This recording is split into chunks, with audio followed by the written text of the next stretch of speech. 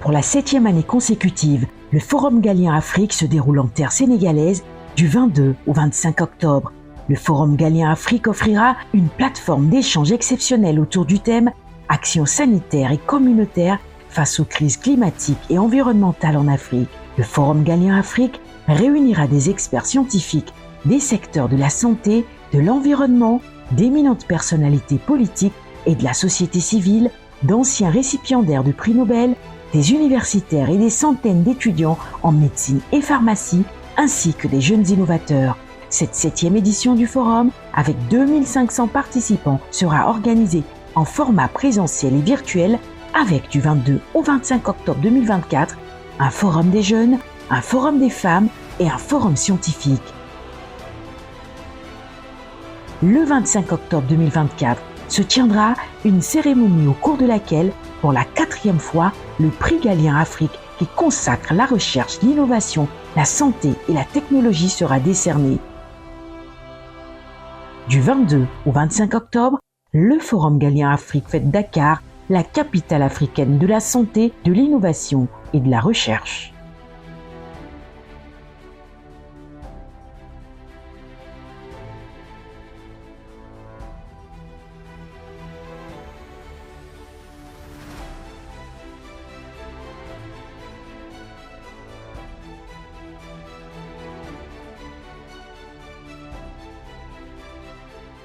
Bonjour Excellences, Mesdames, Messieurs, honorables invités, Madame la Présidente de Galien Africa. Nous sommes très heureux de vous recevoir aujourd'hui, justement, deuxième jour du Forum Galien Afrique, qui coïncide avec le Forum des Jeunes. Pour cette 7e édition, nous avons choisi la thématique Innovation des jeunes face aux crises climatiques et environnementales en Afrique.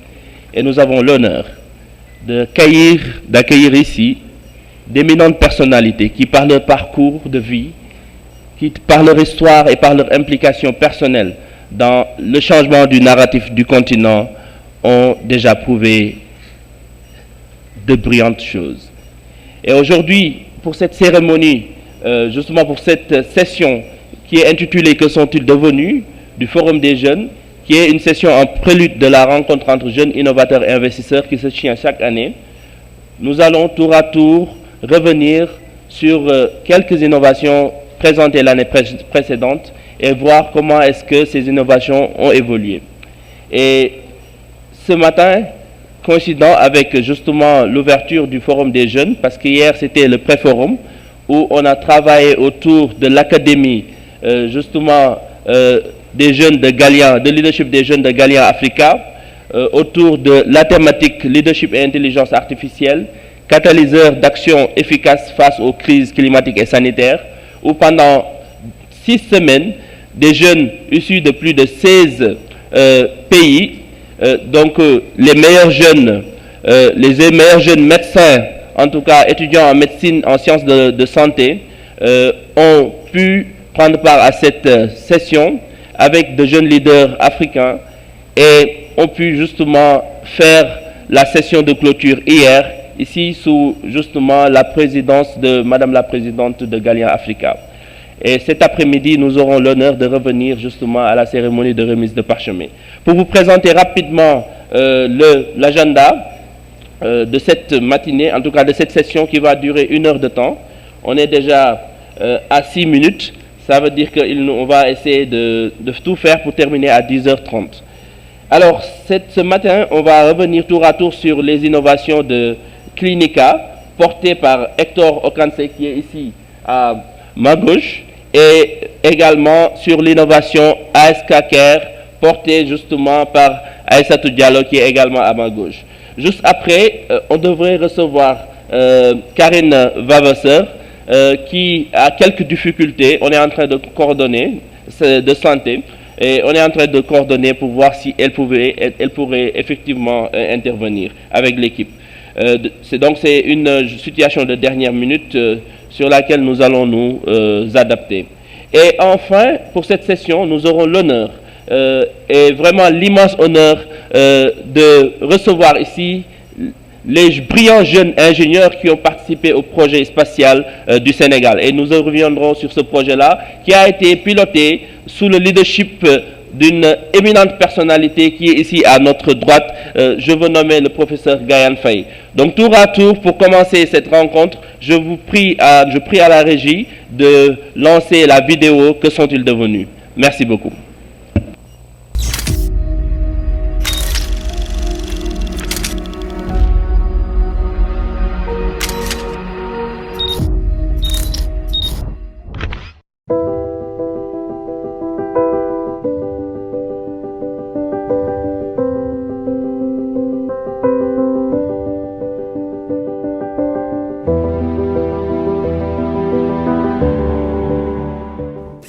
Colposcope mobile, c'est une trouvaille d'Aïssatou, la fondatrice de la start-up Asker.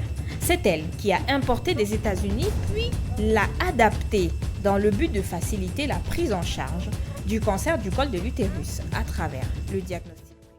Bonjour, je m'appelle Aïssatou Diallo et je suis biologiste de formation et la fondatrice de l'entreprise Asker. Asker est aujourd'hui une entreprise de technologie biomédicale et nous nous sommes spécialisés dans la distribution de tests rapides de diagnostic et des équipements point of care accessibles à tous. Alors, depuis 2019, Asker accompagne les structures sanitaires qui sont dans le monde rural. Aujourd'hui, nous comptabilisons un réseau de 80 postes de santé, 76 cases de santé et 30 laboratoires à travers le Sénégal. Et grâce aux solutions que nous proposons aux structures sanitaires, nous permettons à la population de pouvoir accéder à des soins de qualité au moindre coût. Alors, la motivation derrière la création de Asker vient d'une tragédie personnelle. À 37 semaines de grossesse, on a perdu notre enfant prématuré à cause d'un équipement défectueux. Depuis lors, on s'est fixé comme mission de permettre à toutes les populations d'accéder à des soins de qualité. Depuis lors, Asker œuvre d'arrache-pied pour permettre à ces structures sanitaires basées dans le monde rural à avoir des équipements, mais également des solutions innovantes qui permettent à la population d'avoir des soins de qualité. Depuis quelques temps quand même, nous travaillons avec Aïssatou par le biais de Asker, qui nous a beaucoup aidé aussi à prendre en charge les femmes enceintes, surtout pour les échographes. Avec elle, on a pu mettre quelques échographes au niveau des postes de santé pour aider les femmes qui, non seulement le coût de l'échographe coûte cher, le transport, aller-retour, et c'est toute une journée que les femmes perdent pour aller comment ça s'appelle, un examen en gynécologique. Alors, le Forum Galien aujourd'hui est une plateforme précieuse car il permet de mettre en lumière des innovateurs comme nous, et non seulement cela aussi nous permet d'avoir énormément d'ouverture, mais de profiter de toutes les personnes qui sont sur place, qui nous accompagnent et qui nous permettent d'avoir des visions plus élargies pour nos projets. Ces rencontres sont toujours source d'inspiration, mais également d'apprentissage.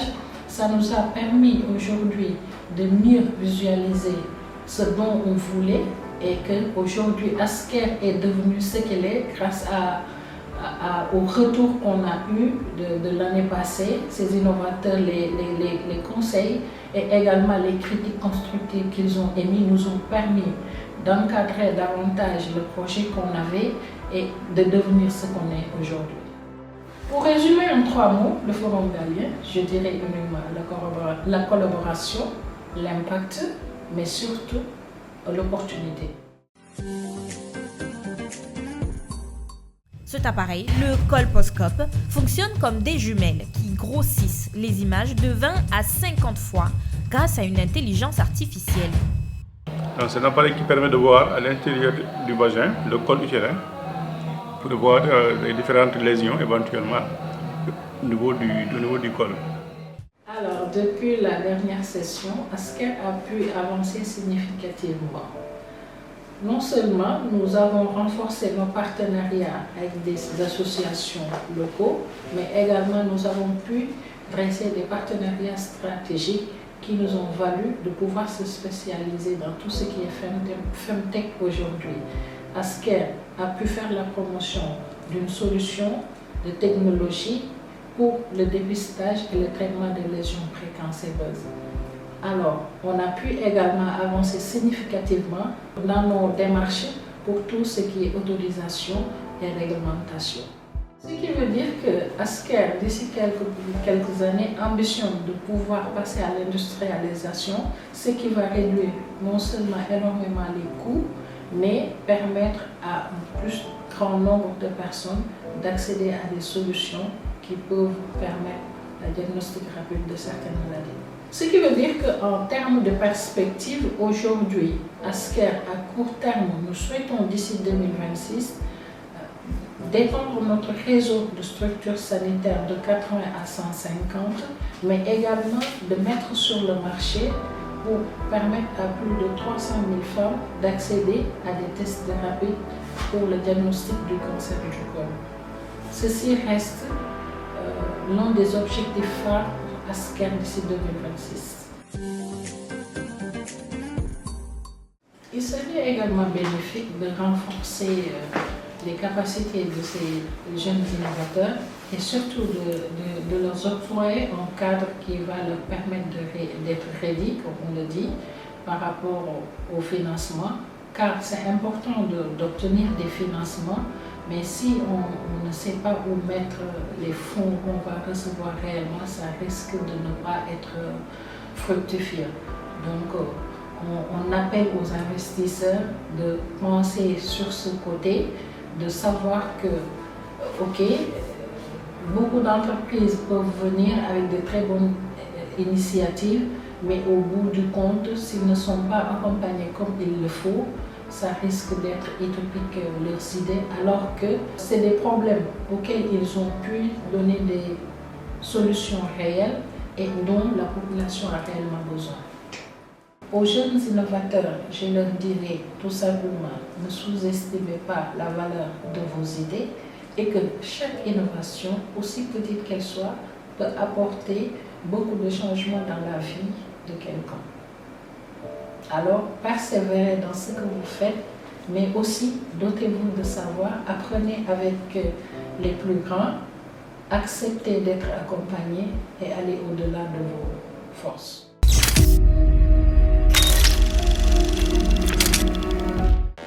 Ce parcours de soins entièrement digitalisé, c'est le monsieur en lunettes qui l'a pensé. Il est spécialiste dans la gestion des hôpitaux. Ce matin, il est venu présenter l'extension mobile du logiciel. Bonjour, je suis Hector Okansé, consultant en gestion hospitalière. Je suis togolais et je suis entrepreneur dans la santé numérique. Je suis CEO de la start-up Infinitus, dont le produit phare est Clinica. Clinica est un logiciel de gestion intégré destiné aux structures de santé en Afrique avec une version mobile qui s'adresse aux patients et qui agit comme un carnet de santé qui vient s'interfacer avec la version hôpital. Alors, ma motivation est essentiellement née d'une constatation. Le constat selon lequel la prise en charge du patient est beaucoup trop lente dans nos structures de santé. Je le sais parce que moi-même, j'ai eu l'opportunité de gérer une structure de santé pendant 5 ans. Et c'est à cette époque que j'ai véritablement recueilli tous les défis de la gestion hospitalière. Et j'ai été convaincu que la digitalisation pouvait impulser une gestion beaucoup plus optimale que ce que nous faisons avec les procédures manuelles. Déjà, il faut savoir que le Forum Galien est un événement international majeur qui met en lumière l'excellence et l'innovation en santé. Et donc, à ce titre, le Forum rassemble les décideurs politiques, les innovateurs comme nous, et puis les investisseurs. Donc, le Forum constitue pour nous une plateforme d'apprentissage parce qu'il s'agit d'une rencontre hautement scientifique. Mais c'est également une excellente opportunité de visibilité pour nous, innovateurs, qui devons montrer les innovations que nous avons eu à créer. Et donc, visibilité, mais également plateforme d'apprentissage et surtout d'inspiration, mais c'est également une excellente plateforme de réseautage. Et à ce titre, lors du précédent forum galien, j'ai eu la chance de rencontrer Aïssatou Diallo, CEO de la start-up AskCare, avec qui aujourd'hui nous avons eu une collaboration assez fluide et qui finalement m'a permis de m'établir également au niveau du Sénégal. Et donc l'année passée, le troisième marché sur lequel Clinica s'était établi, c'est le Sénégal, et ça, c'est grâce au forum galien. Alors, il faut savoir que c'était ma toute première fois de me retrouver devant des investisseurs lors d'un événement d'une telle ampleur. Et c'était une expérience enrichissante pour moi, mais surtout une expérience d'apprentissage, parce que je n'étais pas du tout prêt, et c'est aujourd'hui que je peux le dire avec conviction. Mais ce qui est important, qui est ressorti de la discussion avec les investisseurs, c'est que Clinica, les produits comme Clinica avaient véritablement leur place dans la modernisation de nos systèmes de santé. Et il n'y avait qu'à voir l'intérêt qui était suscité auprès des investisseurs. Après, ce que j'ai pu apprendre, c'était dans les échanges ou en écoutant les investisseurs, c'était surtout la nécessité de revoir mon modèle économique qui aujourd'hui ne devrait plus poser de problème. Le forum galien en 3 mots: inspiration, collaboration, opportunité. En adoptant un système de gestion informatisé, digitalisé de l'hôpital qui puisse répondre à certains défis, à certains besoins, c'est-à-dire l'optimisation dans la prise en charge des patients et assurer une gestion orthodoxe de tous les services que compose l'hôpital. Et donc, nous avons vu que l'outil Clinica, en dehors de tout ce que les autres logiciels de gestion peuvent avoir, avait aussi beaucoup de choses innovantes et nous permettait beaucoup plus d'avoir, comme on le dit, le tout en un seul, all in one. L'évolution est à constater à 2 niveaux. Le premier niveau, c'est au niveau du marché. Nous sommes aujourd'hui établis dans 5 pays d'Afrique francophone. Et la deuxième évolution concerne le produit lui-même, qui a énormément évolué, qui est parti d'un logiciel de gestion intégrée des structures de santé vers désormais un écosystème de prise en charge, lequel on baigne le patient. Et donc, on a la version hôpital qui existe déjà, que vous connaissez, qui est Clinica ERP. La version patient, donc le carnet de santé numérique, donc Clinica Mobile, qui sort bientôt. La version pharmacie, qui va permettre de récupérer les ordonnances au niveau de la version hôpital. Et puis une plateforme de téléradiologie qui permettra aux radiologues d'interpréter à distance les clichés. Voici grosso modo les 2 évolutions sur lesquelles on peut s'attarder. Alors à court terme, c'est-à-dire d'ici 2030, nous ambitionnons de nous établir dans 30 pays d'Afrique. Et à long terme, devenir carrément le leader africain de la gestion hospitalière. Et pour cela, nous avons besoin de la confiance et de l'appui des investisseurs, parce que le projet peut sembler bien évidemment pharaonique. Et nous aurons non seulement besoin de l'appui des investisseurs, mais nous aurons également besoin de l'appui des décideurs politiques qui devront comprendre qu'il nous faut établir forcément un écosystème intégré de prise en charge de nos patients. Aujourd'hui, concrètement, il est presque inconcevable qu'un patient qui consulte dans 10 hôpitaux ait 10 dossiers médicaux.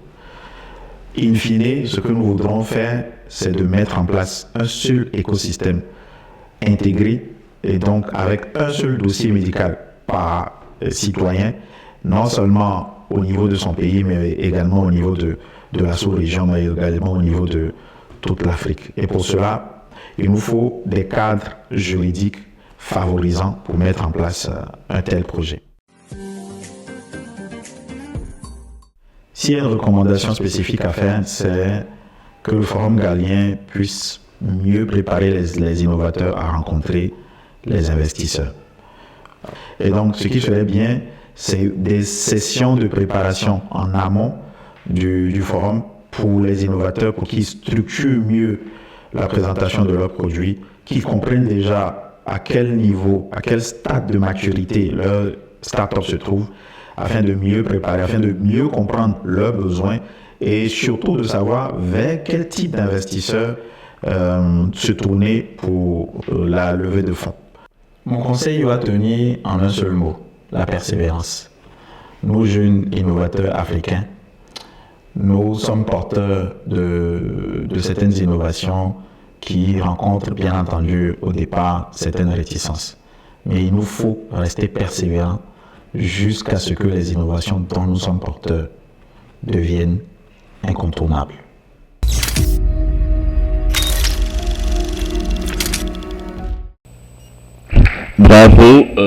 Bravo pour tout ce que vous avez accompli et comme vous avez pu le constater, le Forum Gallien a une préoccupation première, c'est comment mettre les jeunes au cœur de la résolution des grands défis de notre époque. Et cela ne passe que par des gens qui acceptent de sortir des chantiers battus, qui acceptent justement de naviguer dans des environnements d'incertitude et qui acceptent surtout de prendre des défis comme des opportunités. Et c'est à cela que la présidente du forum nous appelle. Et aujourd'hui, on a des jeunes qui effectivement répondent parfaitement à cet appel du continent pour une Afrique résiliente. Alors, Aïssatou, toi, qui a pu comprendre qu'il y avait un besoin dans le monde rural, partant d'une innovation, on va dire, sociale, pour aller aujourd'hui vers ce qu'on appelle les femtech, justement les technologies qui vont prendre véritablement les préoccupations des femmes. Je voudrais voir avec toi, comment est-ce qu'aujourd'hui, cette transition, tu la maîtrises, et pourquoi tu mets l'innovation sociale au cœur, en tout cas, des préoccupations de ASK Care? D'accord, bonjour à tous. Permettez-moi d'abord de saluer l'ensemble des personnes et des autorités qui sont ici et de remercier davantage Madame la Présidente Awa-Marie Coll Seck de l'opportunité qu'il offre à tous les jeunes de l'Afrique de pouvoir montrer leurs innovations au grand public. Vous pouvez constater, ceux qui étaient là l'année passée, vous peuvent constater facilement qu'il y a eu énormément de progression de l'année dernière par rapport à cette année. Et je vous assure que c'est grâce au Forum Gallien. Donc cette année, il n'y a pas longtemps, on a remporté un prix. Et cela est dû au fait qu'on a bénéficié des conseils de Madame la Présidente qui nous a beaucoup guidés par rapport au process et par rapport au chemin à emprunter pour mettre en place quelque chose de plus solide et réglementé. Merci encore. Par rapport au projet de ASCARE, comme vous l'avez bien dit, c'est dans la douleur que ça a commencé et ça a créé de l'empathie en nous pour pouvoir dispenser des autres ce que nous avons vécu comme souffrance de ne pas voir les autres le faire. Mais sur le terrain, on a compris également qu'il y a des réalités qui sont tout autres que par rapport à ce que nous croyons exactement. On peut rester dans notre coin, penser pour les quatre coins du monde, mais quand on met la main à la pâte, on comprend parfaitement qu'il y a des réalités qui sont là. J'aurais aimé venir avec des machines très sophistiquées et très développées et mettre à la disposition dans un village un peu plus loin, mais je me suis rendu compte que je serais appelé tous les 2 ou 3 jours pour des questions de maintenance. Donc, compte tenu de cela, on s'est dit que pourquoi pas ne pas chercher des solutions qui seront adaptées à nos réalités. Et ce que nous avons cherché à faire, et on a pu trouver quelques solutions qui sont adaptées aux structures sanitaires qui sont dans le monde rural, non seulement qu'ils n'ont pas besoin de certains niveaux d'équipement, surtout qu'il manque énormément de spécialistes pour pouvoir les manipuler. Donc, ces solutions aujourd'hui les permettent de pouvoir prendre très vite en charge ces maladies sans pour autant avoir certains équipements. Donc ça fait partie de l'un de nos objectifs fondamentaux de décentraliser et de démocratiser l'accès aux soins à tous.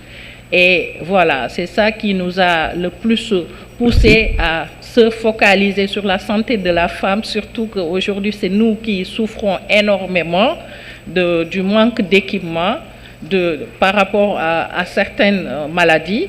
Et surtout que il m'est passé l'année passée, quand je suis sortie de là, il y a une question qui me taraudait l'esprit tout le temps, c'était quel est le lien entre le climat et la santé. Et j'ai fait une petite investigation au niveau local dans les structures sanitaires où je me déplace très souvent. Je me rapprochais de certaines femmes, je leur demandais comment est-ce que vous faites pour venir ici pour vous faire consulter. Elles me répondaient soit en charrette, soit en moto Jakarta, soit à pied. J'ai dit OK, et je leur demandais aussi si vous avez des ordonnances, qui les achète pour vous? Elles me disent à 90%, on a des petits champs, on cultive, on vend et avec cet argent, on se débrouille pour pouvoir gérer nos besoins quotidiens. En plus de ça, je me suis rendu compte que dans ces villages-là, quand on parle de changement climatique, ils ne contribuent pas à 100% dans les changements climatiques et pourtant c'est eux qui subissent cela. C'est eux qui subissent pratiquement tous les préjudices causés par les changements climatiques. Aujourd'hui, si ces femmes n'arrivent pas à cultiver comme cela se doit et avoir des ressources, qui va prendre soin d'eux?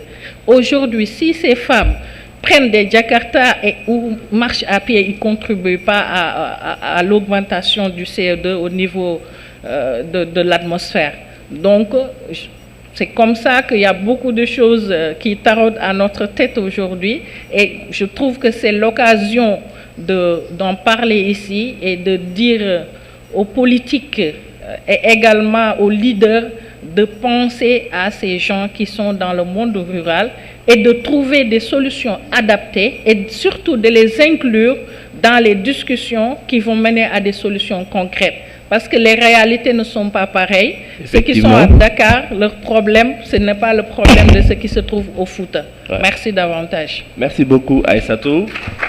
Effectivement, c'est extrêmement important. Et ce lien, vous allez voir ça justement dans la session innovateur-investisseur qui va suivre justement à cette session. Alors, rapidement, Okansé, en 2 minutes, le défi, votre challenge. Nous avons vu que l'année passée, vous êtes venu ici, vous nous avez dit même, je n'ai pas besoin d'argent, j'ai besoin de mise en relation. Après une année, et après cette nouvelle perspective d'orientation où tu mettais le patient dans la plateforme de bout en bout, et aujourd'hui, même quand le patient sort, tu es en train de le pourchasser. Alors, rapidement, sur ce point. Alors, effectivement, il y a une très belle évolution par rapport à la prise en charge du patient. Il faut dire que le projet est né des constatations que moi-même j'ai pu faire quand j'étais gestionnaire de centre de santé. Je le suis toujours, mais beaucoup plus en freelance, parce que j'ai un cabinet qui me permet d'accompagner les structures de santé. Mais le nœud du problème, le problème névralgique même, le point névralgique, le pain point, c'était pour moi simplement l'accélération de la prise en charge du patient. Parce que quand un patient vient, faire autant de temps pour voir un médecin et ne passer que 20 ou 15 minutes avec le médecin, c'était inadmissible pour moi. Mais en essayant de digitaliser ce parcours, justement, je me suis rendu compte qu'en réalité, il fallait digitaliser tous les services qui interviennent dans la prise en charge du patient. Et donc, avec le temps, cela s'est fait grâce à l'ERP que nous avons, qui nous permet aujourd'hui de digitaliser absolument tout, je dis bien absolument tout, dans la structure de santé. Mais il reste un gap. Le gap, c'est le patient lui-même. Si on digitalise et que le patient ne repart plus de l'hôpital avec du papier, comment il fait pour lui conserver ses données? Comment on lui transmet ces données? Puisque le système manuel au moins permettait d'avoir une ordonnance, d'avoir des éléments qui sont inscrits dans son dossier et qui restent au niveau du centre de santé. Et donc, le gap s'est créé tout de suite et on l'a vu tout de suite. C'est le patient devait lui également avoir un outil digital qui lui permettait de récupérer ces données. Et c'est là qu'on a créé la version mobile. Et cette version mobile va venir s'interfacer avec la version hôpital. Concrètement, la prise en charge du patient commence par l'identification de ce patient. Donc, les tâches administratives d'identification du patient qui prennent beaucoup de temps. Aujourd'hui, grâce à une fonctionnalité qu'on a appelée Scan and Go. Le patient a fait sa préadmission à son niveau dans l'application. Et quand il vient à l'accueil, il scanne simplement un QR code. Et là, il crée son dossier, il envoie ces données directement dans la version hôpital. Et donc, il y aura comme ça échange de données entre sa version mobile et la version hôpital, avec des interactions comme l'ordonnance, la posologie de l'ordonnance qui devient des rappels sur son téléphone. Donc 2 comprimés matin, midi, soir, c'est une notification le matin, une notification à midi et une notification le soir chaque fois qu'il faut boire le médicament. Et on va aller un peu plus loin avec l'intelligence artificielle qui va faire ces rappels-là dans la langue locale de l'utilisateur. Et donc le vrai défi, c'était de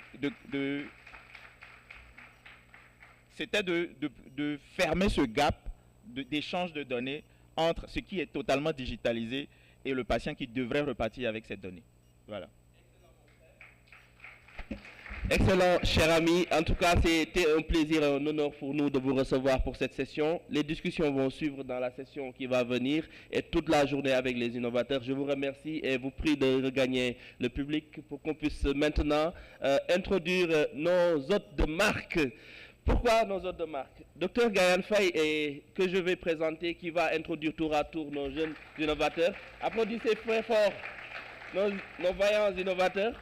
Alors, Dr Gayan est un expert reconnu en télémédecine spatiale, titulaire d'un doctorat à l'Université Cheikh Anta Diop de Dakar, en collaboration avec l'Université de Paris-Est, Marne-la-Vallée. Il est spécialisé dans l'utilisation des données satellitaires pour le suivi environnemental, la gestion des ressources humaines, des catastrophes naturelles. Après un séjour postdoctoral de 3 ans au Centre de suivi écologique, il a rejoint l'École polytechnique de Thiès en 2015, puis l'École nationale supérieure des mines et de la géologie en 2016. Il dirige aujourd'hui le laboratoire de la télédétection appliquée et depuis 2019, le professeur pilote le projet spatial au ministère de l'Enseignement supérieur, de la Recherche et de l'Innovation où il coordonne avec l'équipe qui a fabriqué en tout cas le tout premier satellite Gaïnesat qu'on intitule Lionceau dans l'espace maintenant, dans les étoiles. Alors en novembre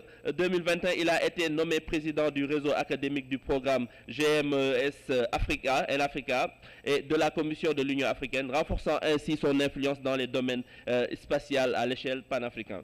Sa carrière s'illustre par une volonté de mettre la technologie au service de la durabilité environnementale et du développement scientifique.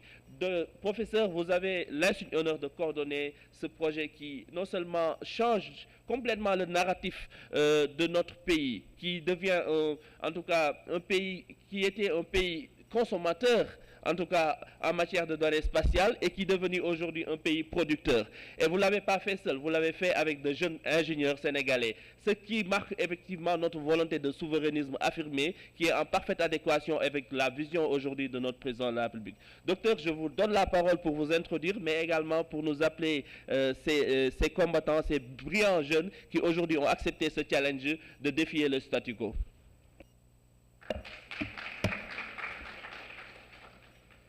Merci beaucoup Massamba de l'invitation. Avant peut-être d'introduire les jeunes, j'aimerais vraiment vous remercier de nous avoir invités et de nous donner l'occasion de pouvoir partager avec les jeunes. Parce que l'un des objectifs du projet, c'est également aussi la promotion scientifique. Donc de promouvoir les sciences, et notamment les sciences spatiales, parce qu'aujourd'hui, les sciences spatiales sont devenues un outil incontournable pour le développement. Donc, sa promotion est également l'un de nos objectifs. Permettez-moi également de saluer l'assistance, et notamment la présidente, professeure Awa Malik Kolsek, pour tout le travail qu'elle est en train de faire pour l'Afrique, notamment pour les jeunes. Parce qu'aujourd'hui, je pense que l'Afrique doit beaucoup investir dans l'éducation, la formation et l'innovation, mais surtout auprès des jeunes, parce que c'est le futur. Également, ce projet, si nous l'avons réussi... rapprochez un peu votre micro. Voilà. Excusez-moi.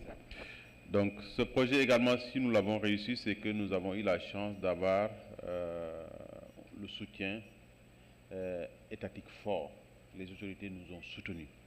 Et je voulais en profiter, je sais que peut-être ça ne va pas lui plaire, mais remercier le professeur Amadou Gallo Diop, qui n'a ménagé aucun effort depuis qu'il a été DGRI pour la réussite de ce projet. Je pense que vraiment, si on est arrivé là, il a grandement joué vraiment à la réussite de ce projet-là. Et c'est également un homme qui est vraiment généreux parce que, j'aime dire ça souvent, à chaque fois qu'on parle spatial, malgré qu'il est le DGRI, parce que ce projet est logé au niveau de la Direction générale de la recherche et de l'innovation au ministère de l'enseignement supérieur de la recherche et de l'innovation. Mais à chaque fois quand on parlait spatial, il dit « Ah, là c'est Gayane qui est mon chef », alors que c'est lui mon chef. Donc ça c'est une question, vraiment, ça montre sa générosité et donc son sens de partage et de vraiment de promouvoir les jeunes. C'est pour ça également, moi aussi, j'en tire vraiment des leçons et j'aime faire la promotion des jeunes avec qui j'ai travaillé. Et donc aujourd'hui, nous avons l'honneur d'être avec, je vais les appeler tour à tour, M. Ousmane Diop, qu'on va appeler à nous rejoindre, qui est technicien AIT du projet, M. Djibi Mbaye, qui est également technicien AIT. Et pour la petite histoire, donc on l'appelle, c'est l'opérateur du siècle, parce que c'est le premier Sénégalais à avoir communiqué avec le satellite quand nous l'avons lancé. Et donc c'était une audace, parce que quand on l'a lancé, donc c'était pas évident, parce que si vous mettez en orbite un satellite, ça peut marcher, ça peut ne pas marcher. Les premières instructions, si vous êtes des erreurs, ça peut avoir des conséquences. Mais lui, il avait pris son courage et avait pris la décision de commencer à manipuler le satellite. Et donc c'est pour ça qu'on l'appelle l'opérateur du siècle. Aussi, on a la chance vraiment de bien genrer notre projet. Donc, on a l'honneur d'avoir mademoiselle Aïssatou Sidibé, qui est l'ingénieure qualité du projet.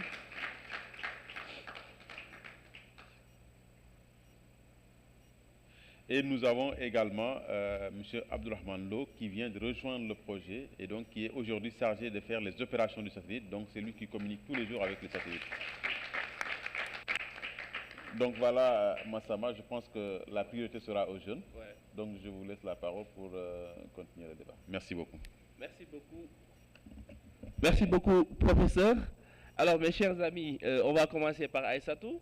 Honneur aux dames. Aïssatou, comment est-ce que vous avez vécu cette expérience d'être non seulement une femme, jeune femme, mais également de participer à ce grand projet de l'État du Sénégal?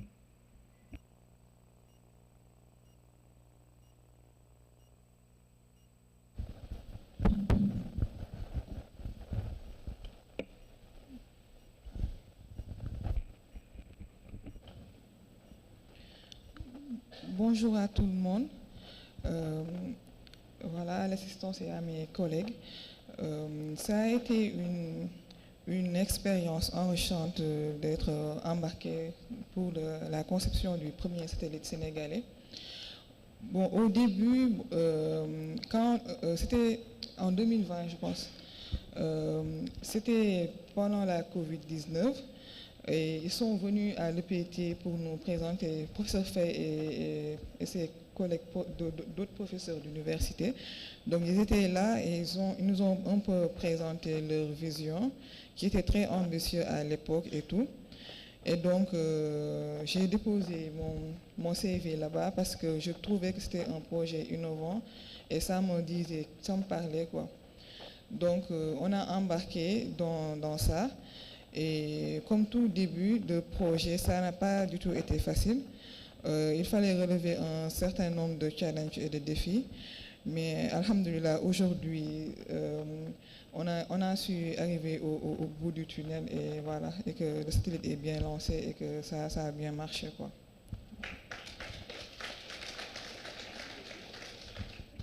Alors, Djibi,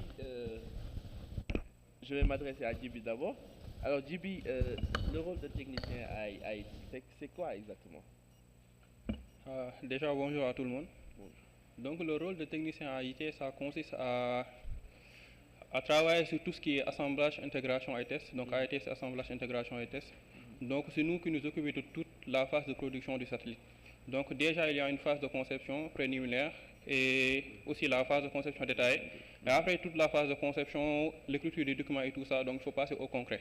Et c'est là qu'intervient l'équipe AIT qui est chargée de mettre en place tout ce qui est assemblage, de mettre en place aussi les intégrations, c'est-à-dire la gestion des interfaces et tout ça, et faire aussi les tests, toutes les phases de test pour voir si le satellite fonctionne très bien ou pas avant de le lancer.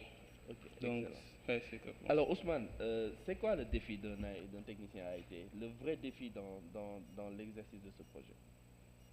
Bonjour. Oui, permettez-moi d'abord de saluer l'ensemble des personnalités et autorités ici présentes dans cette enceinte, particulièrement Madame la Présidente. Sinon, merci vous le tenez. Hein? Ouais. Voilà. Merci pour cet accueil. Personnellement, je dirais que c'est d'être en touche. Ouais.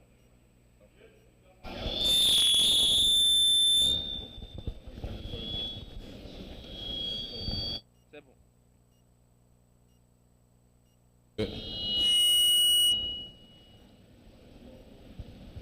Le défi majeur qui réside dans le métier de technicien IT, c'est d'être en touche avec tous les autres corps du métier spatial. C'est-à-dire quand on est technicien IT, on doit travailler très étroitement avec tous les autres corps, c'est-à-dire le système, le technicien RF. C'est-à-dire qu'il faut être prêt à tout, être en touche avec tous les domaines du spatial. Parce que c'est à nous de recueillir toutes les données qui nous sont fournies par les autres domaines du spatial. Ensuite, de recueillir ces données et de faire une synthèse et à la fin de construire le satellite final. Et c'est extrêmement important, ça nous permet de faire une transition chez Ousmane, n'est-ce pas? Oui. Non, chez Abdourahmane, c'est l'eau, n'est-ce pas? Effectivement. Alors, pour aujourd'hui, tout est en place et vous êtes en charge de l'opération. Quel est le défi aujourd'hui de l'opération et sa répercussion réelle dans la vie des populations et plus spécifiquement des opérateurs qui ont besoin de données? Bonjour tout le monde d'abord. Ça marche. Bonjour tout le monde, permettez-moi de saluer. Bonjour tout le monde. Comme vous l'avez dit, moi je suis l'opérateur du satellite. Tout est mis en place et a été lancé. J'ai rejoint l'équipe récemment en cas d'opérateur. Pratiquement comme vous le disiez, c'est moi qui suis chargé de faire des opérations entre la station sol et le satellite. J'ai essayé de recevoir les données du satellite, de le traiter, de voir l'état de santé d'abord du satellite. Est-ce qu'on peut faire certaines opérations de tel type ou bien est-ce que le satellite se comporte bien aujourd'hui pour lancer une opération? Si tout marche bien, c'est en ce moment-là qu'on va essayer de communiquer avec lui, d'essayer de recevoir les données comme le professeur a déjà dit ça, les données environnementaux, les prises d'image, en tout cas ces fonctionnalités qu'ils peuvent nous donner. C'est en ce moment-là, une fois que les données ont été recueillies et traitées, c'est en ce moment qu'on va diffuser ces informations aux utilisateurs finaux. Merci. Merci beaucoup, Lo. Et il me semble qu'il y a 4 autres de votre collègues qui sont connectés en ligne. N'est-ce pas, Muntaga? Ils sont là?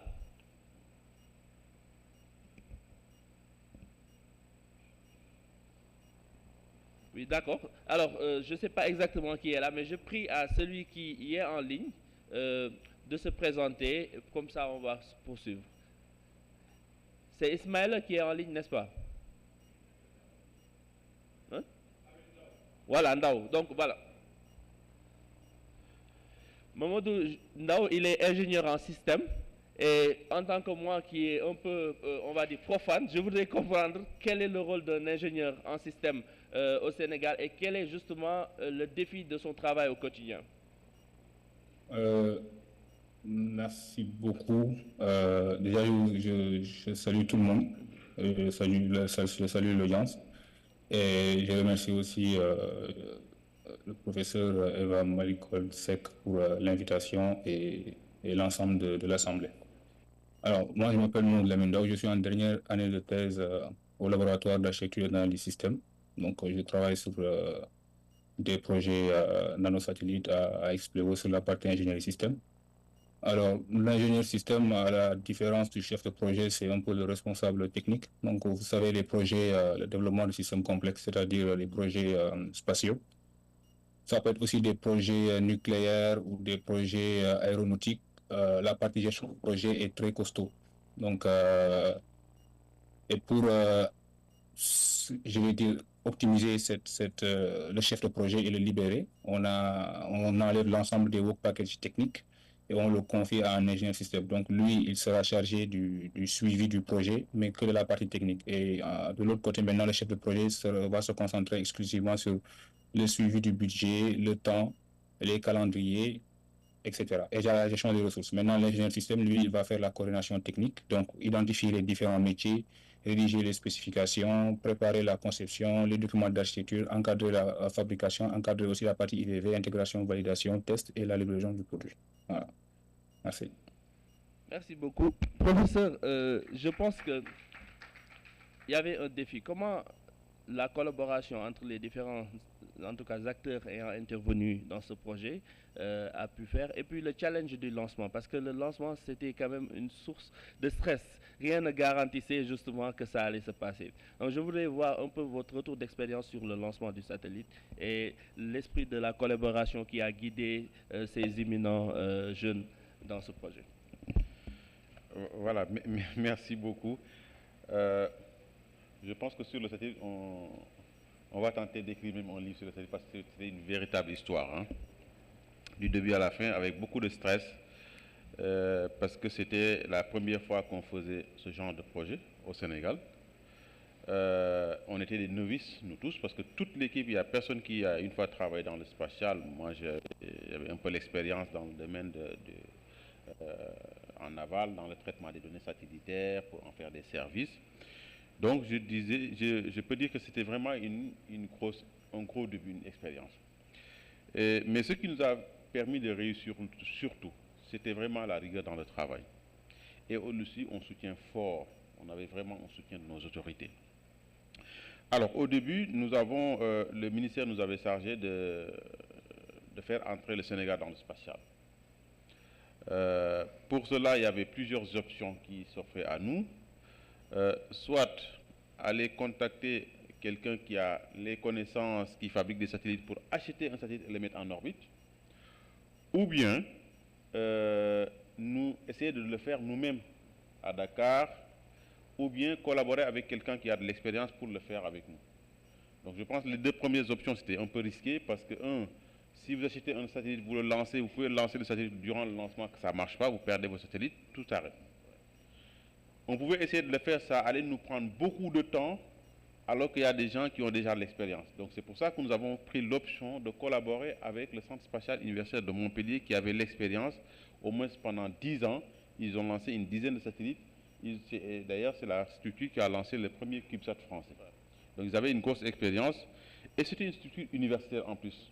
Nous, en tant qu'universitaires, enseignement supérieur, ça facilitait la collaboration. Et donc on s'est dit, pour que le Sénégal puisse vraiment entrer de plein pied dans l'espace, ça serait bien de former des jeunes. Je disais tout à l'heure, la formation, l'innovation, elle est très importante, mais surtout pour les jeunes. Il fallait former des jeunes. Et donc c'est pour ça qu'on a imaginé aller dans nos écoles d'ingénieurs, recruter des jeunes qui viennent de finir leur formation, les envoyer à Montpellier pour qu'ils puissent faire la formation, terminer leur formation et pouvoir commencer le travail de fabrication. Et donc ça, nous l'avons réussi. Heureusement, on a eu quand même des jeunes qui étaient très engagés. Malgré toutes les difficultés, ils ne vous ont pas dit, hein, mais ils ont rencontré énormément de difficultés. Je pense que le professeur Gallo Diop en est témoin. Mais malgré tout, ils ont cru au projet, ils ont travaillé dur pour qu'on arrive au lancement. Alors le lancement, c'était vraiment une chose très difficile, très stressante. Pourquoi? Parce que ça a démarré depuis janvier. Et pour la petite histoire, j'aime bien raconter ça, durant le jour où on a amené le satellite aux États-Unis, parce que nous, on ne dispose pas de lanceur. Après avoir fini de fabriquer, tester et que tout était fonctionnel, on embarque le satellite pour les États-Unis. Et le jour où on a eu la malchance, c'est là où les problèmes ont démarré. Hein. On a eu la malchance parce que, et puis j'en ai profité pour apprendre parce que on allait à San José aux États-Unis. C'est là où on devait faire l'intégration. Et je ne savais pas que la capitale du Costa Rica s'appelait San José également. Alors la personne qui a acheté les billets d'avion a acheté les billets d'avion pour San José, Costa Rica. Alors, arrivé à Paris avec Ismaïla, je pense qu'il est en ligne, je ne sais plus est-ce qu'il est en ligne, on embarque dans l'avion pour Costa Rica. Heureusement, juste avant le décollage, il discutait avec la personne qui était à côté, et donc c'est la personne qui a dit qu'on va au Costa Rica. Et donc, il me dit, écoutez, l'avion part à Costa Rica, pas aux États-Unis. Et les portes étaient déjà fermées, ils avaient retiré la rampe de tout. Alors je me suis levé pour dire au pilote, écoutez, nous on ne part pas à Costa Rica. Alors c'était compliqué parce que l'avion, tout était enregistré, il y avait des gens qui... Alors nos valises étaient dedans, pour nous débarquer il fallait... J'ai dit, en tout cas, débrouillez-vous, mais nous on ne part pas à Costa Rica parce qu'on n'a même pas de visa pour le Costa Rica. Alors ça a été une longue histoire, bon finalement ils étaient compréhensifs, on a sorti les ordres de mission, on a expliqué et tout ça, finalement ils nous ont débarqué, l'avion a pris 2 heures de retard. Alors, arrivé aux États-Unis, on intègre le satellite dans le satellite, on l'intègre dans le déployeur. Je pense que la maquette est là, il va le sortir. On intègre ça dans un déployeur. L'exemple que je donne, c'est que le satellite, c'est une valise. Une valise, si vous voulez la transporter dans un bateau, vous ne venez pas le déposer directement dans le bateau, mais vous le mettez dans un conteneur. Et c'est le conteneur qu'on embarque sur le bateau. Donc nous, le satellite, il fallait l'embarquer dans un conteneur qu'on appelle un déployeur. Donc, arrivé aux États-Unis, on intègre le satellite dans notre déployeur, tout était bien, ok, on était super contents, on a informé la hiérarchie. Et le lendemain, on nous appelle pour dire que la société propriétaire du conteneur a été déclarée faillite par les autorités américaines.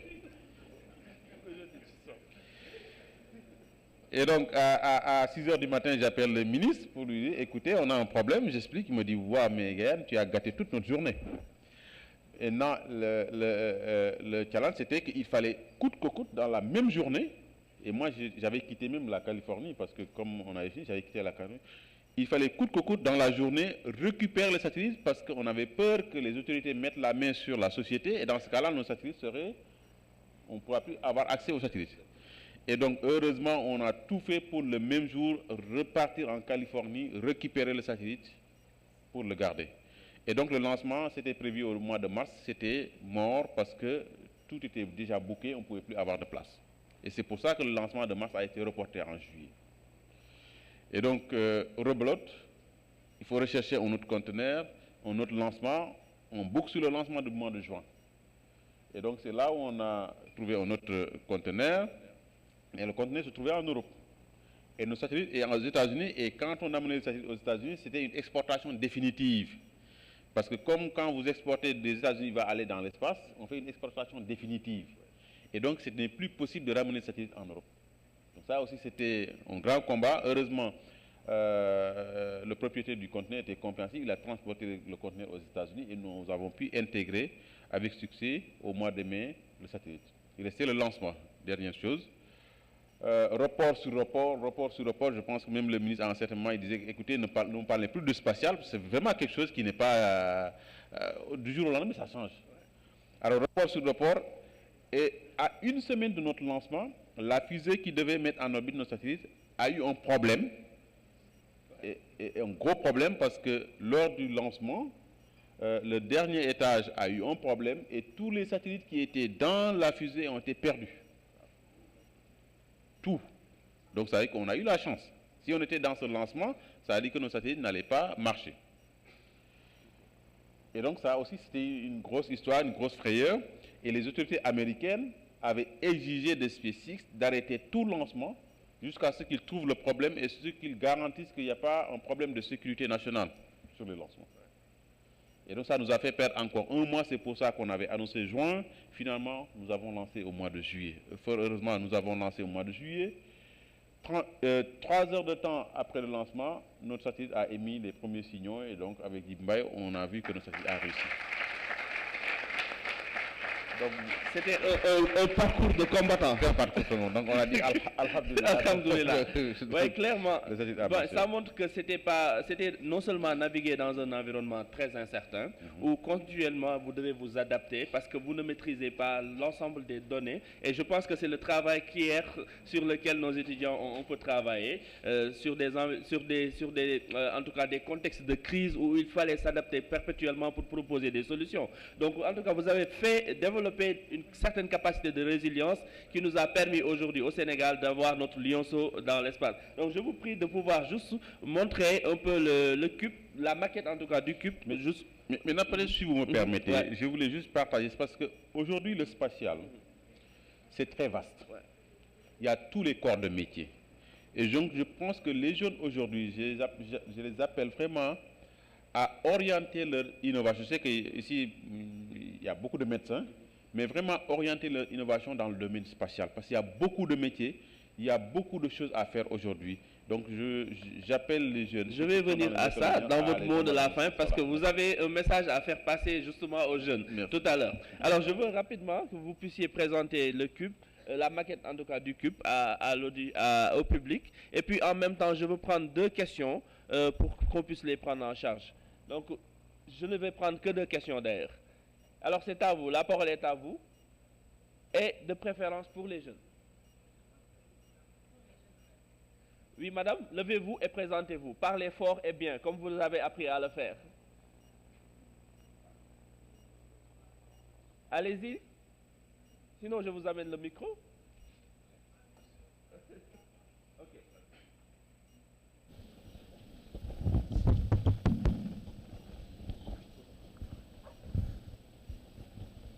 Good morning, everyone. My name is Christabel Uchioji. I'm a final year medical student from Nigeria. So my question is, seeing that I'm more inclined to the medical field, what opportunities are there to integrate medicine into the spatial space?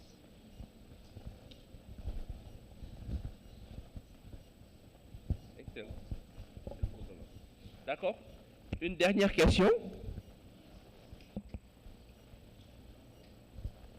Oui, allez-y. Ok.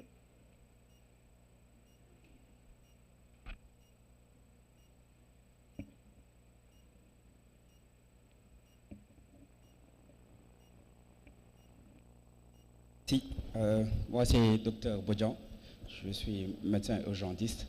En tout cas, je suis très fier de vous. Vraiment, c'est avec une grande émotion.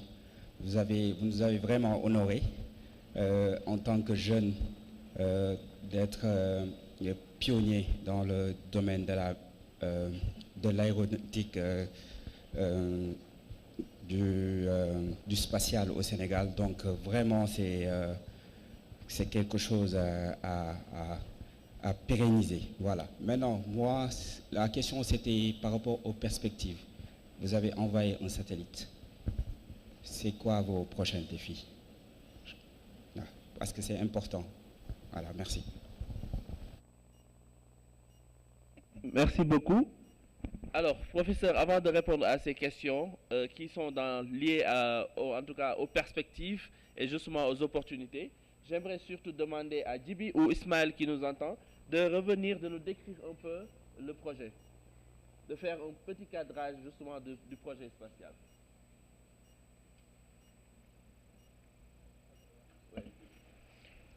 Alors bonjour. Déjà, par rapport au projet, au début, on a suivi une formation déjà. Donc, quand on est allé à Montpellier, donc il fallait apprendre déjà les métiers du spatial, apprendre tout ce qui est space, toutes les généralités et tout ça. Donc, on a eu à faire la formation sur le spatial. Donc, ensuite, on a eu à travailler sur le satellite déjà, travailler sur des modèles de démo comme celui-ci, pour pouvoir nous familiariser avec le système. Et aussi, il faut savoir que un projet spatial, c'est subdivisé en 7 phases.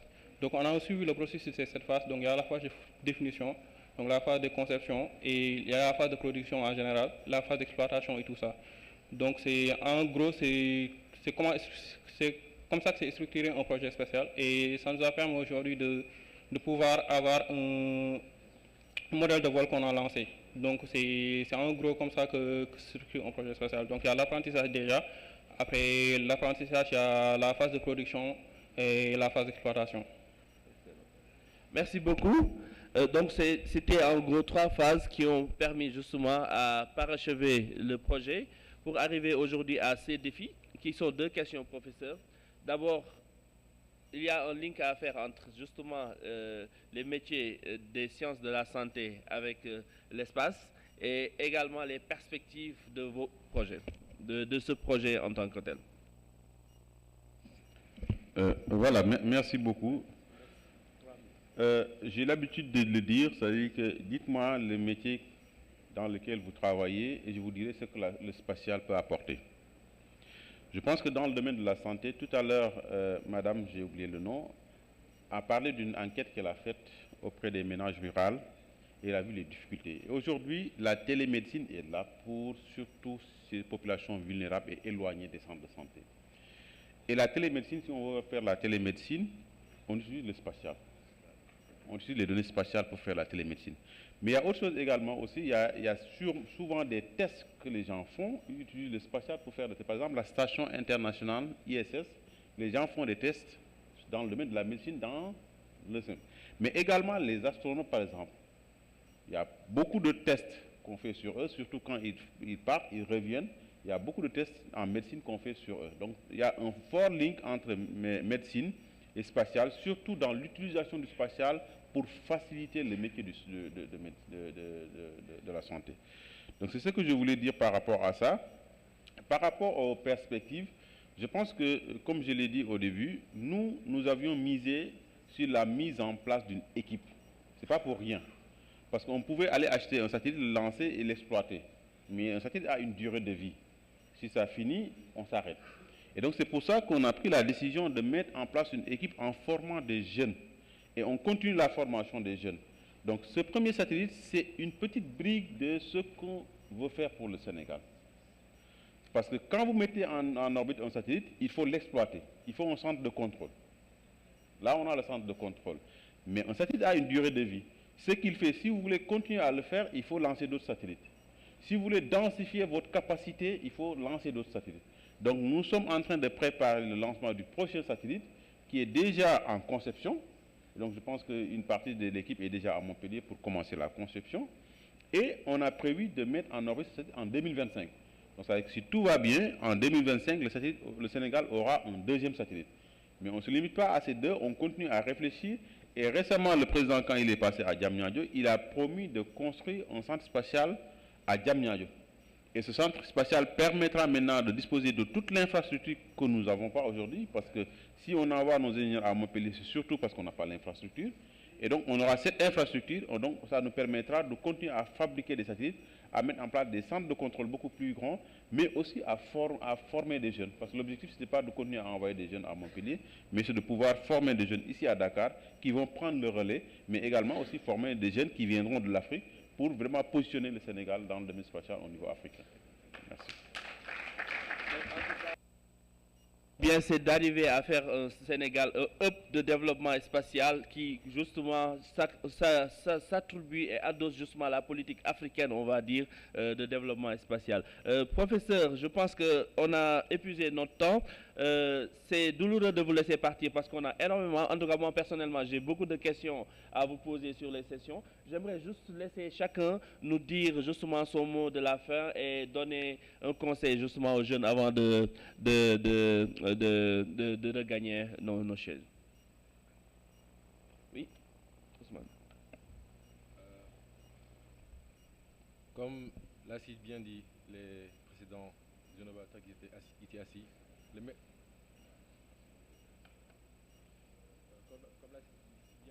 les présidents innovateurs, à savoir Mademoiselle Diallo et Monsieur Hector, je pense que le maître mot dans tout domaine, c'est la persévérance, ne jamais abandonner.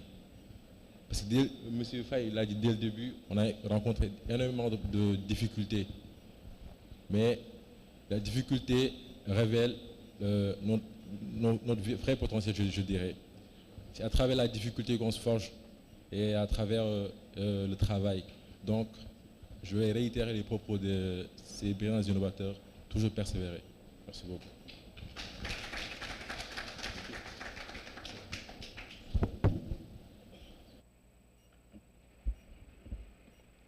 Donc, par rapport au mot de la fin, je pense qu'aujourd'hui, pour la construction de ce premier satellite, certains peut-être verraient ça comme l'aboutissement de quelque chose. Moi, je vois ça comme le début de la mise en place d'un écosystème social au Sénégal et aussi dire qu'on a les compétences ici nécessaires pour pouvoir développer ces technologies spéciales, mais aussi d'autres technologies comme l'intelligence artificielle et tout. Et je pense qu'il y a la formation ici au Sénégal, il y a les compétences aussi pour. Donc il faut juste y mettre les moyens et permettre aux jeunes aujourd'hui de faire de grandes réalisations. Donc merci à vous. Bon, par rapport au mot de la fin, moi je vais insister un peu sur les jeunes, de s'orienter, comme le professeur l'a dit, de s'orienter sur les filières de la science et dans les métiers du spatial. Il y a des écoles d'ingénieurs, il y a des universités de sciences ici au Sénégal. Donc, je conseille aux étudiants de se focaliser parce que le Sénégal vient de lancer son premier satellite et on a l'ambition de créer ici un hub dans le domaine spatial. Donc, il faut que notre jeune étudiants et élèves doivent se concentrer dans ces domaines. Merci. Merci. Aïssatou et Ismaël en ligne. Aïssatou, vas-y. Je vous remercie pour l'invitation de ce matin.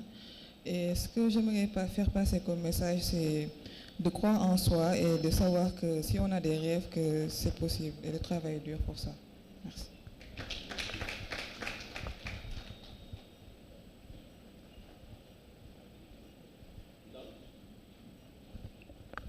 Allô, Ndao, je pense que vous êtes en ligne.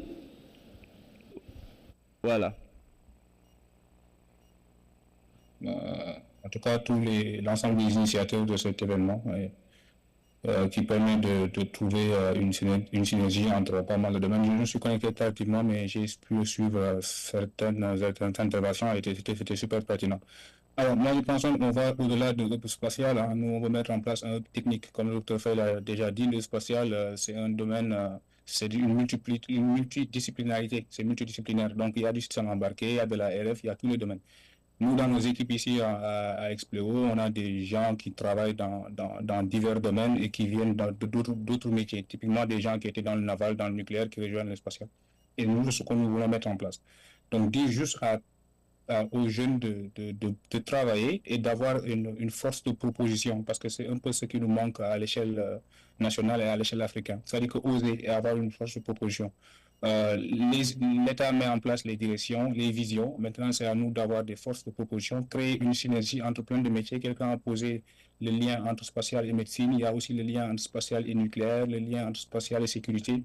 Et il y a des différents spécialistes qui travaillent dans ces domaines qui peuvent nous permettre de monter une synergie et de travailler sur des projets communs avec les mêmes objectifs. Donc, en tout cas, travaillez bien et ayez une force de proposition. Venez proposer si vous avez des idées de start-up, des idées de projets, proposez. Merci. Merci beaucoup. Sœur? Je vais juste aborder dans le même sens. En fait, nous, notre objectif, c'est de vraiment mettre en place ce qu'on appelle un écosystème du spatial. Pour que demain, si nous avons besoin d'une carte électronique, qu'on ait une start-up sénégalaise qui fabrique des cartes électroniques.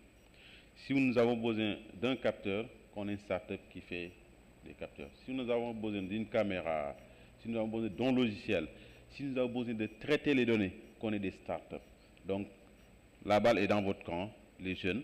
Donc, venez proposer vos idées autour du spatial et ensemble, on va bâtir un écosystème du spatial où vous aurez votre rôle à jouer. Merci beaucoup. Merci beaucoup, professeur. En tout cas, c'était un plaisir pour moi de vous recevoir. Je suis Papa Massa Mandiaye, Ecosystem Builder, fondateur de Ubuntu University et je suis également en charge donc, du Forum des jeunes de Galien Africa. C'était un honneur pour moi de vous recevoir ici. Le maître mot est dit. le spatial, comme l'ensemble des technologies émergentes, sont justement des outils, sont aujourd'hui un secteur qui est transversal.